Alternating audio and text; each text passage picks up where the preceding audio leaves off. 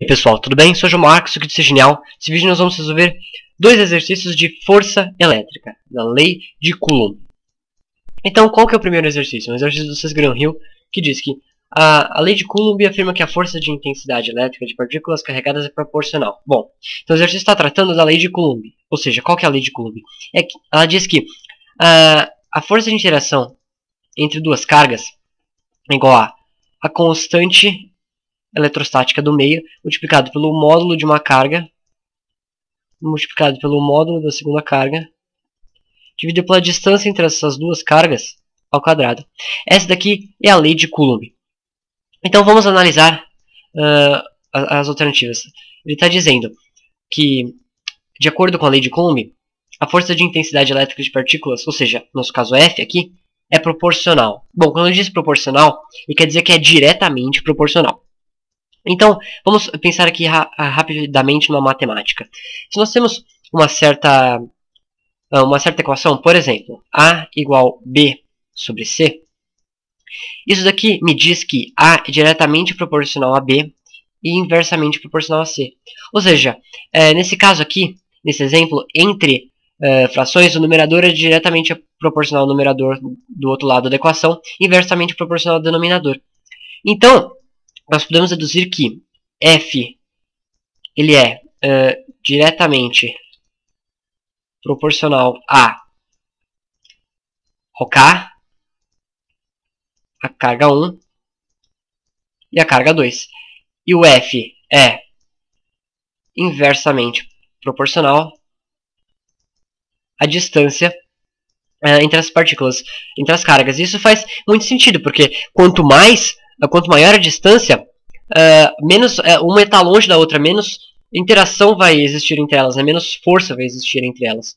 Então, quanto mais aumentar essa distância, menor vai ser a força de interação entre elas. Então, vamos ver. Ele pergunta, essa força ela é diretamente proporcional ao quê? A carga das partículas? Nós vimos, sim. Numerador. A força, quanto maior a carga das partículas, maior essa força de interação. Então, 1 é verdadeiro.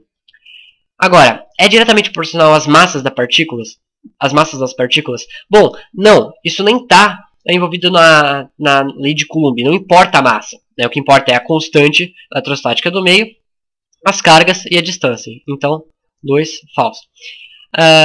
É diretamente proporcional ao quadrado da distância entre as partículas? Bom, nós vimos. Quanto maior a distância, menor a força de interação. Então, eles são inversamente proporcionais. Quando um está crescendo, o outro está decrescendo. Então, a força de intensidade é inversamente proporcional à distância. E quando ele diz aqui é proporcional, ele está querendo dizer diretamente. Então, tudo aqui que tiver distância vai estar errado. Então, é diretamente proporcional ao quadrado da distância entre as partículas? Não, isso está errado. E a distância entre as partículas? Também não. Então, a única alternativa verdadeira é a alternativa 1. Agora vamos para outro exercício.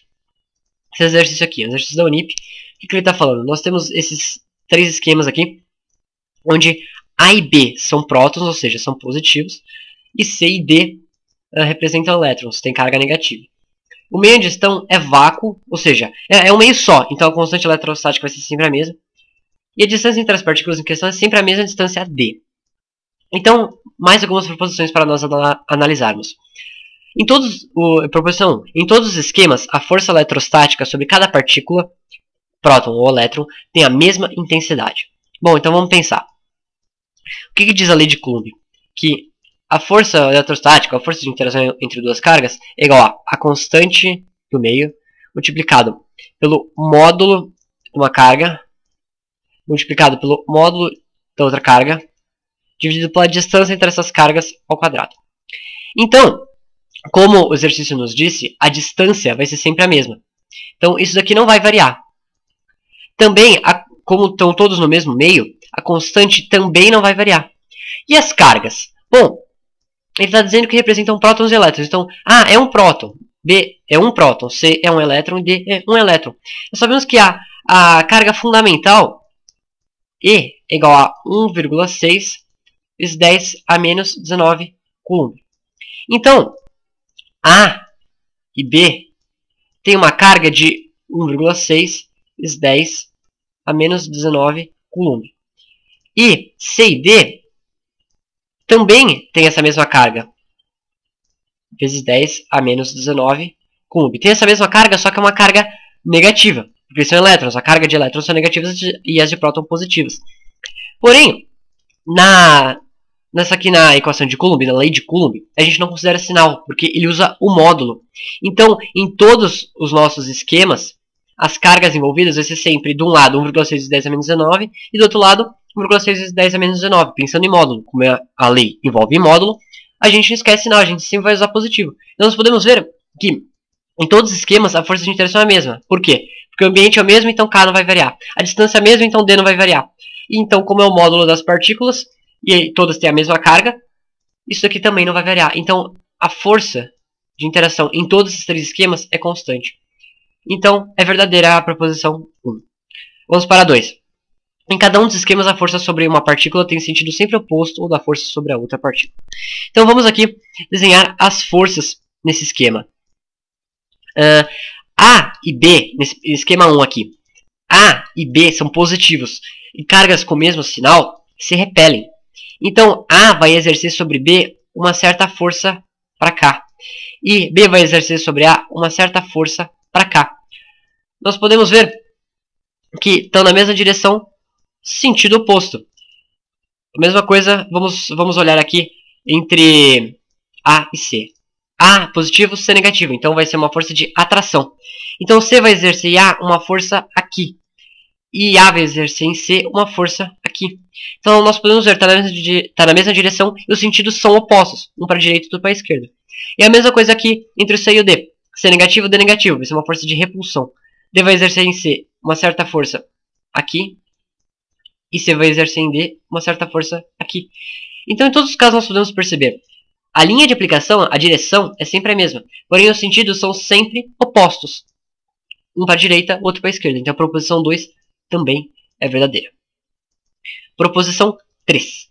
Em cada um dos esquemas, as forças trocadas pelas partículas obedecem ao princípio da ação e reação. Ou seja, uma força é a reação da outra. Então, vamos lembrar. Para duas forças formarem um par de ação e reação, elas têm que ter a mesma direção, o mesmo módulo, sentido oposto, acontecer simultaneamente, ou seja, ao mesmo tempo, em corpos distintos. Em todos os casos, isso ocorre. Nós acabamos de ver que a direção é sempre a mesma. Os sentidos são sempre opostos. Nós vimos lá na primeira proposição que a força de intensidade, de interação, vai ser sempre a mesma, ou seja, o módulo também vai ser sempre o mesmo. Também, as forças estão ocorrendo ao mesmo tempo e estão em corpos distintos. Por exemplo, entre A e B, uma força está em A, outra está em B. Entre A e C, uma força está em A, outra está em C. E entre C e D, uma força está em C e outra está em D. Então, estão em corpos distintos. Então, obedecem às regras de ação e reação.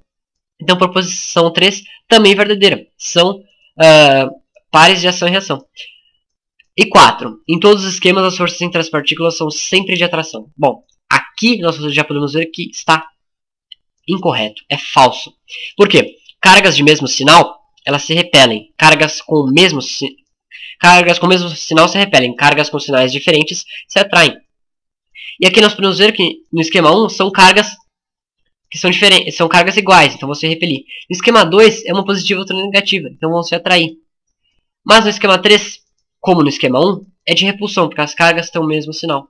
Então isso aqui está falso. O único esquema onde tem atração é no 2. Então é isso. Bons estudos, aquele abraço e até a próxima.